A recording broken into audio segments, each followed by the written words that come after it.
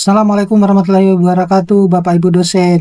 Ini ada kabar gembira buat Bapak Ibu dosen, di mana saya mengutip dari berita ini, disebut menyebutkan bahwa untuk apa jabatan guru besar itu tidak perlu lagi dahului dengan formasi atau ya. Jadi mungkin kalau selama ini Bapak Ibu mendengar isu-isu bahwa untuk kenaikan jabatan akademik khususnya untuk ke guru besar itu harus memenuhi dulu formasinya pada kampus itu dibutuhkan atau enggak, sekarang tidak lagi gitu ya. Jadi secara garis besar akan saya jelaskan di sini. Nah, jadi Kepala Badan Kepegawaian Negara Profesor Zudan Arif Fakrullah itu mengumumkan sejumlah kebijakan baru yang bertujuan sebenarnya untuk mempermudah pengembangan karir bagi ASN atau aparatur sipil negara, ya, khususnya bagi dosen, guru, dan tenaga kependidikan. Nah, dalam pertemuannya dengan Menteri Pendidikan Dasar dan Menengah Mendikdaksmen dan Menteri Pendidikan Kebudayaan Riset dan Teknologi Mendikti Saintek, Profesor Zudan itu menyampaikan beberapa poin penting utama ya. Jadi ini adalah poin-poin yang mungkin Bapak Ibu harus dengarkan nih. Jadi salah satu kebijakannya itu adalah rencana untuk menghilangkan persyaratan formasi bagi jabatan guru besar, ya, di mana dosen yang memenuhi syarat akademik dan kompetensinya kini dapat langsung mengajukan diri menjadi guru besar tanpa harus menunggu ketersediaan formasi tertentu. Jadi kalau Bapak Ibu ya kita tarik peraturan yang sebelumnya itu untuk menjadi seorang guru besar itu harus memenuhi dulu di formasi pada kampusnya tersebut. Apakah dibutuhkan untuk menjadi guru besar atau tidak gitu kan. Nah, tetapi dengan adanya informasi ini tentunya ini menjadi kabar menggembirakan bagi teman-teman dosen yang ingin menjadi ke guru besar, yang akan naik pangkat, naik jabatan akademik ke guru besar. Ya, jadi tidak lagi harus menunggu formasi gitu ya, karena sudah akan dihilangkan gitu. Nah, kita tinggal menunggu aturan yang yang akan dikeluarkan terkait dengan informasi tersebut gitu.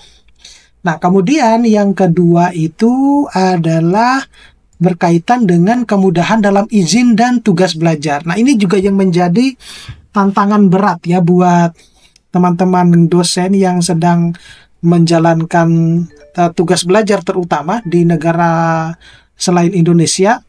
Karena terutama kita berbicara untuk teman-teman dosen yang ASN ya, yang sedang tugas belajar. Karena di sini saya melihat dengan kacamata saya sendiri dari kasus-kasus teman-teman saya bahwa kasihan sekali ya, banyak pada akhirnya teman-teman dosen ASN itu yang pada notabene-nya itu bahkan tidak mendapatkan beasiswa dari negaranya, dari Indonesia misalnya, dari pemerintah Indonesia, justru mendapatkan beasiswa dari pemerintah luar negeri, tetapi untuk urusan tugas belajar ini kok malah dipersulit. Bahkan ada aturan bahwa harus menjalankan dulu PNS minimal 2 tahun baru boleh tugas belajar gitu.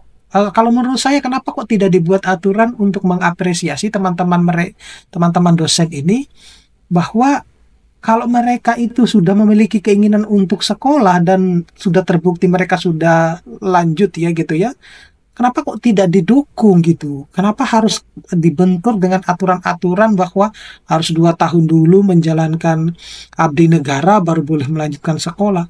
Nah, pada akhirnya Bapak Ibu, ini berdasarkan dari apa yang saya lihat dengan mata kepala saya sendiri, teman-teman ini ada yang kasihan sudah lulus S3-nya tidak diakui gitu, hanya gara-gara aturan tersebut. Itu konyol sekali, padahal di negara Indonesia itu kita itu kekurangan sumber daya manusia dosen lulusan doktor gitu loh.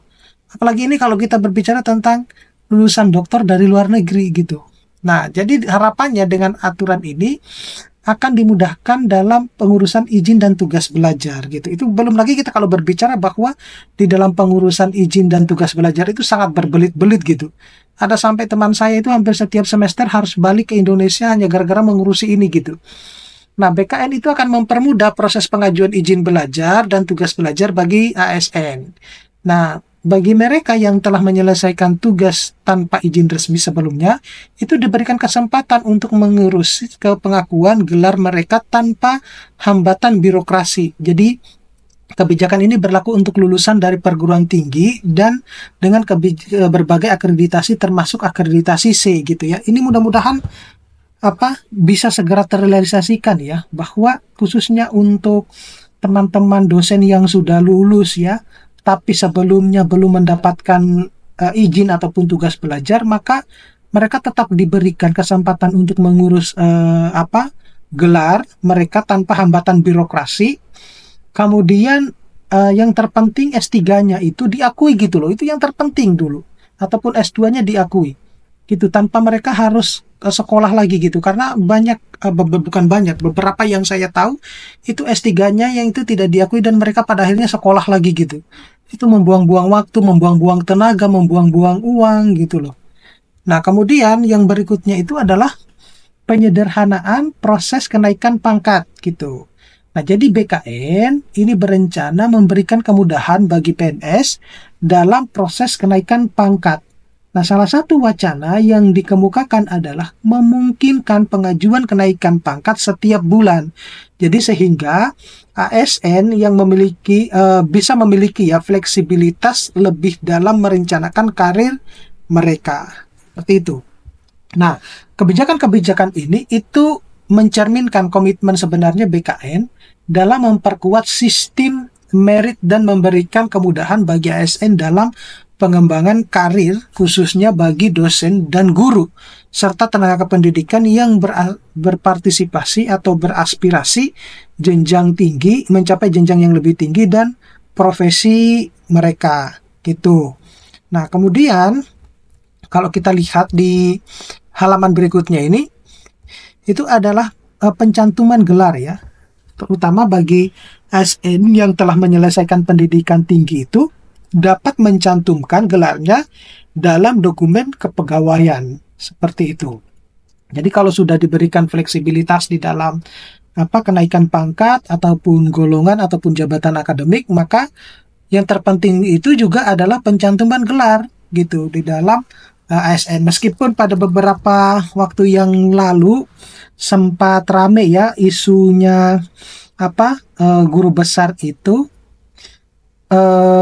bahwa kemudian rektor UII ya itu tidak menginginkan profesornya disebutkan gitu ya. Itu sebenarnya bagus juga ya.